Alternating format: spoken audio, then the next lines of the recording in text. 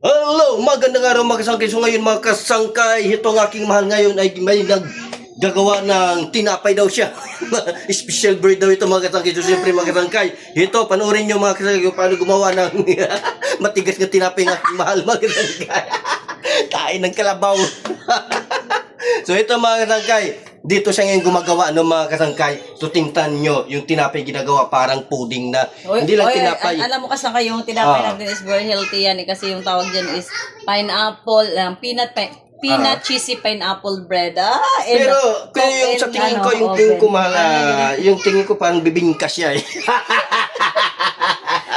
Tingin mo ano yung parang bibingka siya. Mga kasangkay, ito nga pala yung yung tagahalo ko kasi. Yung bida natin, si Xiomara, kilala niyo pa ba yan si Xiomara? At saka yung bibingka natin ito ay niluluto na ng mahal ko ha.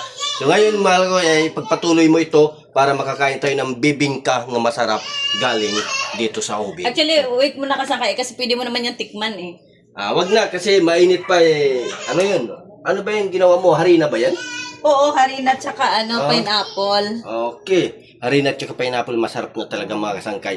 So panoorin natin itong mga kasangkay kasi ito. Tikman mo para masasabi mo na kasi pero, yung sa upper part is luto na yan, di ba? Pero mabuti kay gumana pa ito. Matagal na ito hindi natin nagagamit. Ano?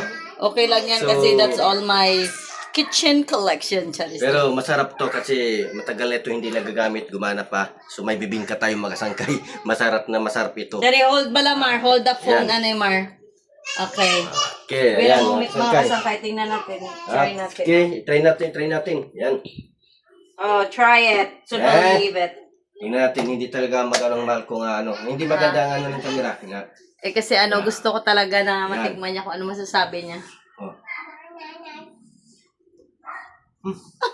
Ganyan talaga magbuluto ng tinapay mga kasangkay. Pwede mo lang tikman yung naluto na tsaka itira mo dun yung Masarap na mga kasangkay.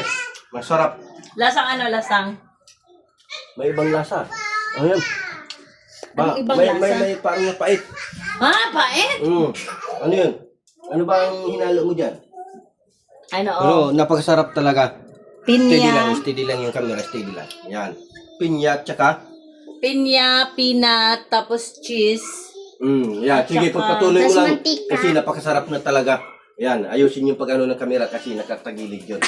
Yan, ha?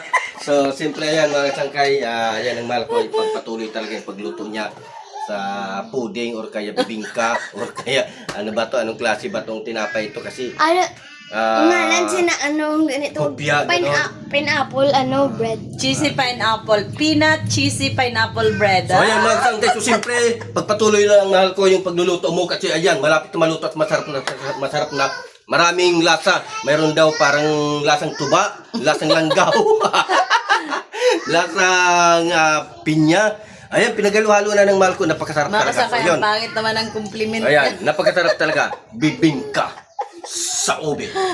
Bye-bye!